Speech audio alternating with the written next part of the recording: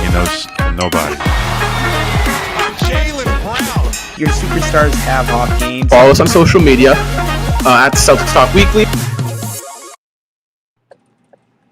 What's going on, everybody? Welcome back to another Celtics Talk Weekly postgame live. I am your host, Rob Atane. I am with my co-host, Seamus, a.k.a. Celtics Every Day. We are without Justin. Today's in the postgame show. Ian will be joining us in just a second. Celtics drop a big one against Atlanta, 110-99. Obviously, no Robert Williams, no Jaylen Brown.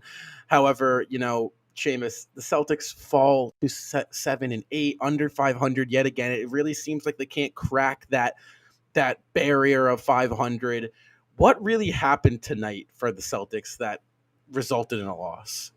I mean, there's two sides of the ball. I think both ends went a little awry for the Celtics tonight, especially looking on the offensive end of the floor. 99 points tonight. At times during the game, you definitely looked at the offense and went, there's just no creativity here. There's no action being ran for, kick out shots and like I said before the game, off-ball movement. We need it. And we just didn't see any of that tonight whatsoever. When you look at the defensive end of the ball, especially late, it seemed like we were actually getting somewhat of an offensive rhythm from Tatum late in the game especially. And he was awesome tonight. That was probably his second best game of the season behind the Charlotte game. But we've started to finally find that rhythm late with him. And our defense just didn't step up at all late in the game. And Atlanta, I thought it was more of the scheme we ran against Atlanta. We really focused in on Trae Young, and he just really killed us by being a playmaker and letting their shooters take over, which, Bogdanovich, Herter, Gallinari, those guys are snipers, and you just can't let those guys get open every single night you play them. And that's exactly what the Celtics have done the last 4 times they've played the Hawks. So defense, it was a letdown late, and the offense just throughout the game just couldn't get going until late, and by that time, the defense was just sputtering. And, I don't know how much you can take out of this game because no Jaylen Brown, again, no Robert Williams, but I wouldn't say this was that encouraging from the Celtics tonight. Yeah, I'm looking at the box score here, and Trae Young 0 for 6 from 3. You're going to lose a game where you hold Trae Young to 33%, shooting from the floor. But you got to look at the other guys. I mean, what did I say coming into this game? They got guys that they're deep. They're a team that you really have to guard players 1 through 7. Reddish 19, Gallinari gave them 8. I mean, their bench outscored the Celtics bench. I want to say, what was it, 33 to 11, or 27, 5, 32 to 11. So bench unit was terrible tonight. I mean, in terms of scoring, I mean, who even got it going tonight? Josh Richardson had 11 points off the bench, and that was it. Yeah, we only scored 11 points, all of them from Josh Richardson, none from Romeo, 0-3 from Cantor, 0-2 from Nesmith, 0-2 from Pritchard, and then obviously some of the other guys that played the last minute and a half. But I mean, yeah, you said it before the game, didn't you? I said this is a game where you got to have Langford, Nesmith. I mean, Cantor was awful out there. I thought Cantor, he played 13 minutes, did not score. He missed a couple of easy touches around the rim, and you're smiling because you've been saying it, but it's the truth. And you got to give props to Grant Williams because Grant. Oh, Ian cut him off. Wait, hold up. And there we go. We're back. Okay. And, I just thought, this is a game where you really felt the absence of Jaylen Brown and Robert Williams. And I think this is the first game where you felt that. And this is definitely, I think, the most frustrating loss since the Bulls loss. This is one that you kind of sit down and think to yourself, like, damn, because this is a true loss. This is our first true loss since Chicago. And even still, Chicago really wasn't, because we were winning that game the entire way through until we fell apart. So really, since this Raptors game, this is the first game where you sit there and think, like, damn, we really just got outplayed from tip off to final buzzer. And, today, you look at the box score and you think just defensively, you let the Hawks shoot 51% from the floor. That's just unacceptable. You hold Trae Young. Yeah, you stopped him, but Herter 5 for 7 from beyond the arc. You let Cam Reddish give you 19. It was definitely a breakdown. I mean, Trae Young got to the free throw line 10 times, I mean, 10 times, like you just can't let that happen. Yeah. How do you guys like my costume of the Celtics defense tonight? I Does it look good? understand. Wait, what? Where? Exactly. Because it wasn't there. Yeah. There we go. I picked up on it. Oh my god. Yeah. You can keep going, Seamus. I just wanted to say that. No, I want to hear your perspective because you just hopped in here. We've been talking for a little bit. Yeah, that game, like Rob said, it was kind of our first loss. It was like our wire-to-wire first loss, pretty much. That game, yeah, it was basically the Celtics shooting themselves in the foot for 48 minutes because anytime they did something good on offense, they would just turn the ball over and then the Hawks would go on an 8-0 run. And the Celtics would get it back to 10 again, and they would miss a wide open 3, and the Hawks would go on a 10-0 run. Like, I mean, it was such an annoying game to watch. And I feel like it's every game against Atlanta that the Celtics just do that. But, you know, for having such a good defense, it did not look like that when you had almost 5 people on the Hawks score almost 20. So, well, I mean, I have a question, Ian. Do you think that maybe this game kind of showed that our defensive anchor isn't necessarily smart, and more so it's Robert Williams because he prevents a very tough matchup in a switch defense, and he does a great job at protecting the paint, making that guards really don't want to attack as much. So is it safe to say that maybe, you know, Robert Williams is kind of the anchor to this defense now?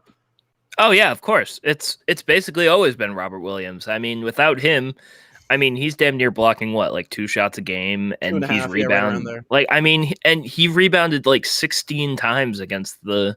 I mean, he probably had like 30 rebounds over the 2 games against Cleveland. I mean, he got hurt, so probably not, but still, he would have if he was healthy. But I mean, Robert Williams basically is our anchor, and we need him to be healthy for us to do anything defensively. And I mean, he opens it up a little bit offensively too, so. I don't know, man. Like, and I agree with you. Like you said earlier, this was like our first like real loss of the season. Yeah. Like we've had some L's, but they weren't like this. Like this was our first. Like we got blown out the building. Even that Raptors loss, it didn't feel like a real loss. Like this one feels like an actual like real loss. Yeah, and you know, right now the Celtics are sitting at 7 and 8, tied with the Raptors and Bucks for 9, 10, and 11. And we got the 8 and 8 Lakers. Lakers lost to the Bucks tonight. Back home at TD on Friday. I feel like at this point with the Celtics, right? It's just, can we get healthy? Can we get Jaylen Brown back on the court? And you know, if that can happen, if we can get Jaylen Brown for, you know, by Friday or Monday, you know, I'm still liking where we are, because like I said, you know, it's a long season, and these types of games happen, and I think that. Right now, the Celtics just need to break through that 500 mark. And I think once they do that, they're going to hit the ground running.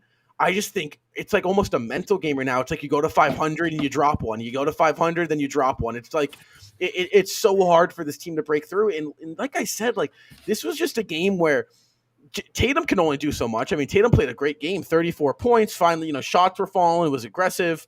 Rebounded the ball well. I thought he played some solid defense for the most part. He was kind of careless with the ball. He had 4 turnovers, a -7 plus minus. But, you know, it's just like it's just a waiting game. Let's get Brown back in the lineup. Let's get, you know, Robert Williams back on Friday. And you got to string together a 5-game win streak, I think. It's got to happen. When is it going to happen is I don't know. Is it going to happen also is a question you got to ask. You look at the schedule. We look at the schedule, and I remember saying, you know, Toronto, easy win, banged up Milwaukee, easy win, and then you got Cleveland twice and Atlanta. That's at least 4-1, and we went 3-2 in that span. So it's you know, it's just like this team. This team is mind-boggling. Yeah, mind-boggling. It's just like I said. I mean, these losses sting so much more when you get off to a bad start. Right, because it really does. In an event where we didn't start off 2-5 and we started off 4-4, or say 4-3, okay, instead of 2-5, you come in here and you're still 2 games above 500, right? You're still the 4 or 5 seed, but it's the fact that we started off 2-5 that there's really no right now. like at this minute, there's not a lot of wiggle room for games like this because these games add up. And you got to look at the Eastern Conference guys right now. Like Wizards are 10-4. They're now what? They're going to now be 3.5, 4 games ahead of us. They're starting to, the top teams are starting to make some actual separation, and the Celtics can't let that happen. They need to keep their foot on the gas pedal and crank out some of these wins. Yeah, and you mentioned the Wizards. They already have 2 games over us, too, for, say, a potential tiebreaker if that comes down to that. And, I said this in our group chat a couple days ago, or not a couple days ago, I guess last week. I said the next 7 games, starting with the Milwaukee game, so it was after the Toronto game. I said the next 7 games, if we go 5-2, I'll be satisfied with that. And I think we do have an opportunity to achieve that record. I mean, you look in the last 4 games, we're 2-2, losses to obviously Atlanta tonight, and then Cleveland, wins over Cleveland and Milwaukee. But then the next 3 games, talk about that winning streak. I think we could easily go on a 3-game winning streak right here. The Lakers, I mean, quite honestly, the Lakers don't look like all that. Although LeBron is playing potentially Friday, and that could, add a whole different dynamic to that game. But who knows how healthy he's going to be. And then after that, the Celtics, if they don't take care of both of these games, we will rant on the show.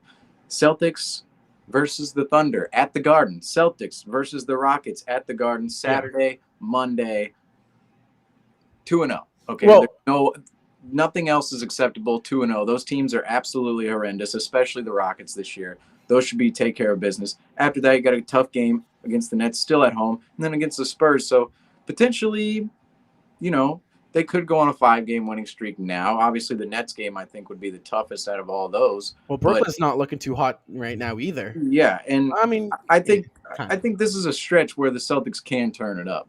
Yeah, and there's no better time to do it. Even after listen, Jaylen Brown's coming back.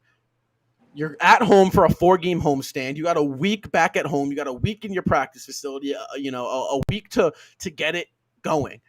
All right, after this home stand, guys, guess what? We're at game 20, right? And that's when I said you're a 4th through the season. That's when you get a general idea of a team. So say we go out of this homestand 3-1, 4-0 maybe. 2-2 is not acceptable in my books. It has to be 3-1 or 4-0 because you cannot. No more of this 500, BS. It can't happen if you want to get above 500. You got to start, stringing together wins. So this is a great opportunity for the Celtics. You're at home. Brown's coming back. You kind of had a bumpy road trip. You went 1-2 in this road trip. However, like I said, a win against Cleveland should have happened. You dropped it anyway. Long injury report. No Brown, no Richardson, no Horford. It's going to be interesting to see how the Celtics kind of come out.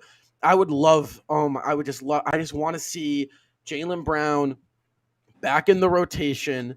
Robert Williams, get him back. And I just think it's really just you got to get Jaylen Brown back in this lineup. It's just like bleeding with Brown out. The Celtics are in trouble. Like, if the Celtics don't go on a run soon, they're going to be in trouble. Like, they're going to be like it might not even them making the play-in at this point. Like, I mean, they might make the 10th seed, and have to play the play-in again. But if the Celtics don't go on a run soon, they're in trouble. Like, they are really, really in trouble if they can't get on a run. I think the key to this run is, real quick, Seamus, I know you got something to say, but I think the key to the run isn't necessarily 10 in a row or 7 in a row. It's 3. You win 3. Okay, you drop 1. Win 3 again. You drop 1. Okay, win 3 again. Because that's how you add games up in the regular season. It's quick, boom, you knock 3 games out, right? Oh, maybe you got a hard game on the road. You're playing in Utah. All right, you lose that run. All right, go get 3 more in a row. Or, you drop a game in Denver. Okay, you go get 3 more in a row. And I think that's the key to the Celtics' success right now is just, it doesn't have to be this huge 16-game, this huge 12-game win streak. It's just you have to go over the course of 5 games, 4-1, 3-2, 4-1, because that's when it starts adding up. Yeah, and you mentioned this homestand, too, that's coming up, this 4-game homestand. This is actually crucial for the Celtics, and I would kind of agree with the statement of 2-2 is probably not acceptable here because of the fact 7 of the next 8 games will come on the road. The only game at home will be against the Sixers. Other than that, 7 of 8 games on the road. That includes a 5-game West Coast road trip.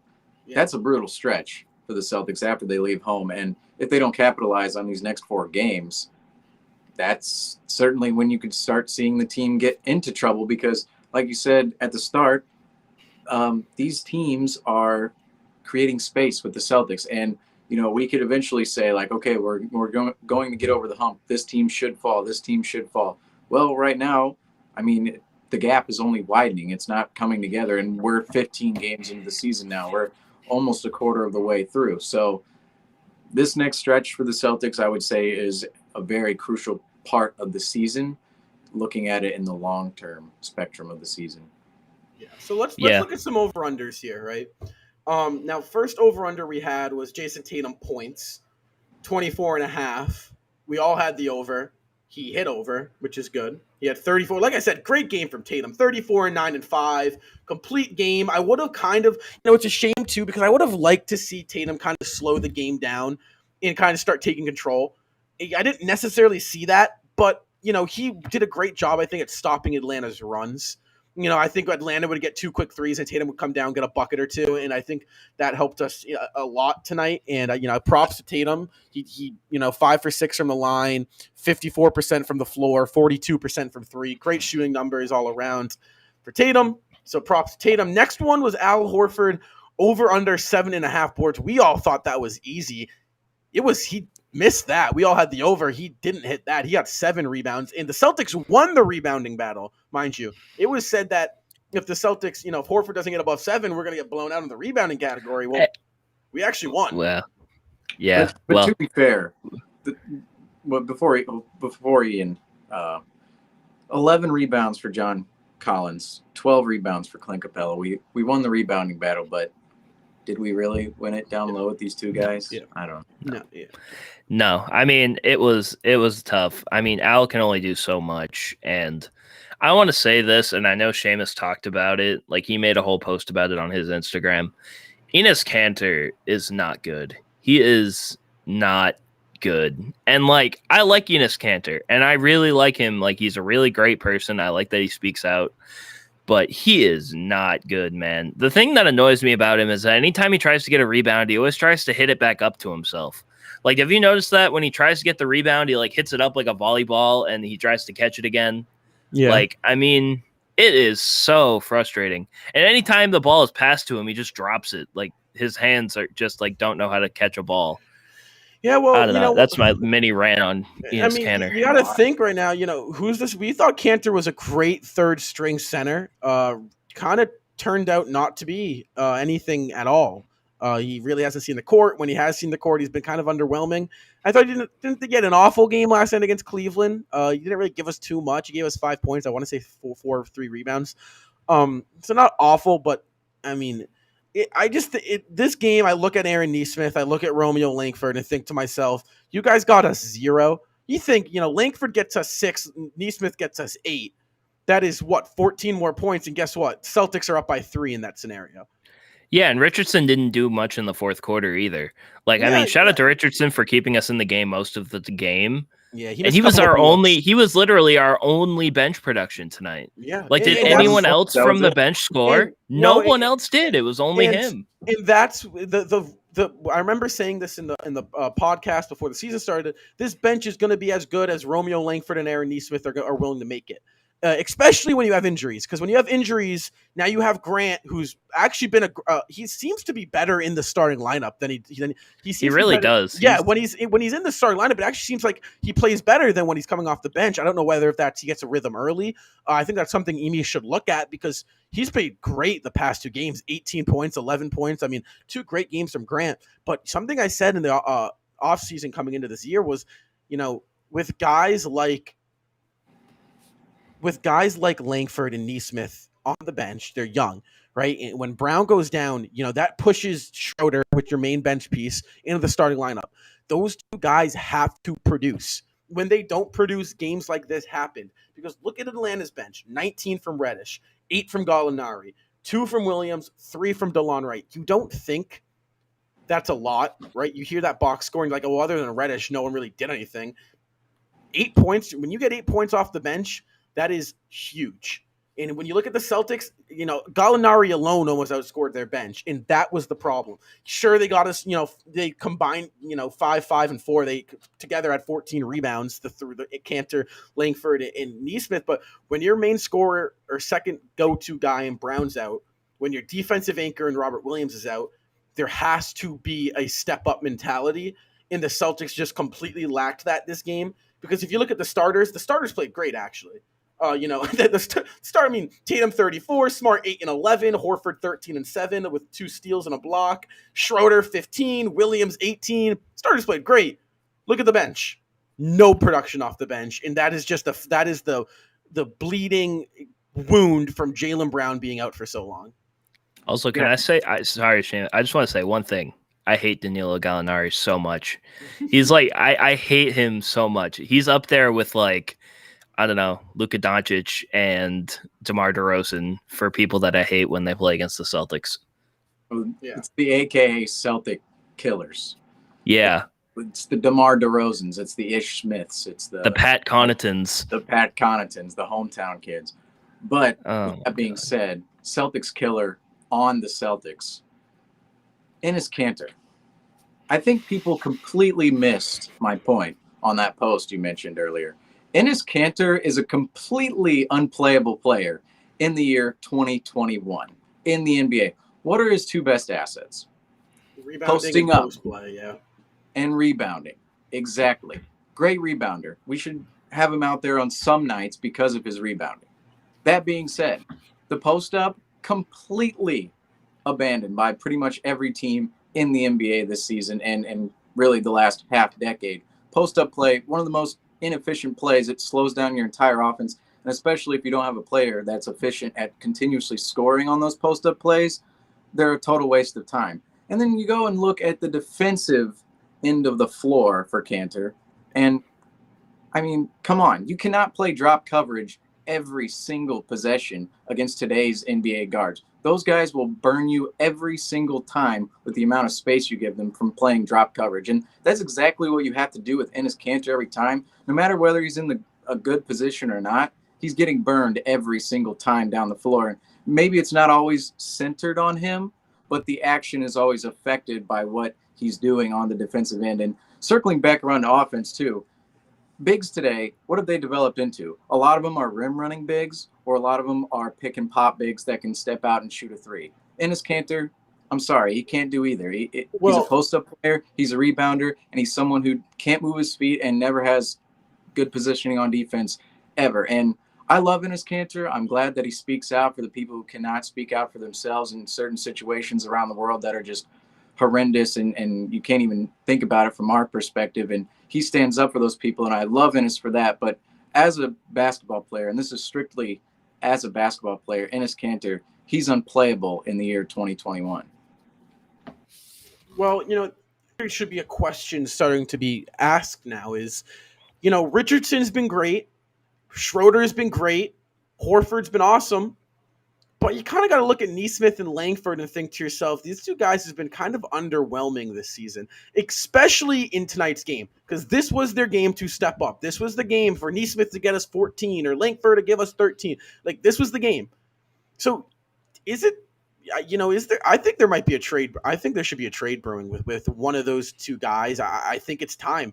If there's teams that are going to be selling, whether it's Harrison Barnes or Jerami Grant or, Marvin Bagley or whoever it may be, there's always teams selling players, looking to get rid of pieces that would fit the Celtics better, right?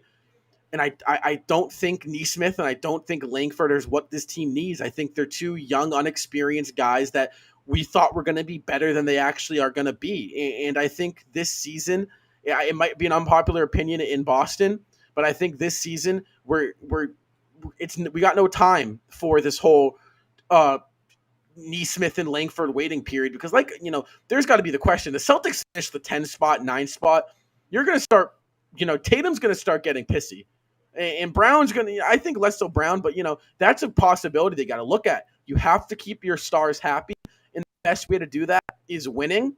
And when your 2 stars are young, you don't really have to focus on your role players being young, because role players are interchangeable. So, why are we waiting to kind of like get these homegrown, role players growing. Like I think it's personally like if they don't start producing by the deadline or close to it, you have to start thinking, these two guys got to be on the way out for some actual depth.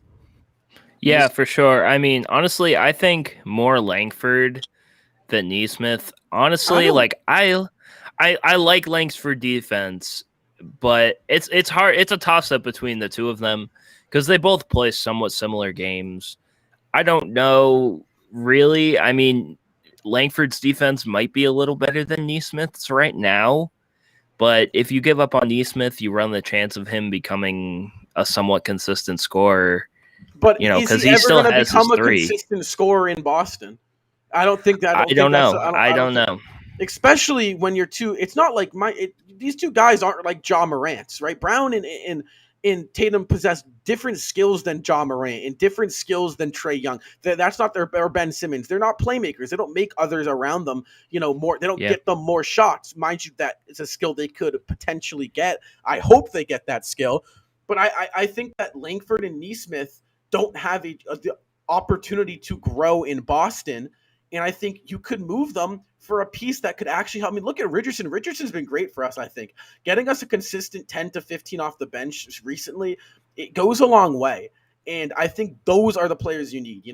Obviously, like I said, Brown's been out, and that hurts the bench. You got to get Schroeder back to the bench because that's what made this team so special was the Schroeder and Richardson off the bench duo. So once Brown's back, I think this team could kind of get in stride a little bit better. I hope, I pray, because I'm sick and tired of saying, when this happens, when that happens. But I think, coming up, get Brown back against LA. Please, Brown, you need to cut.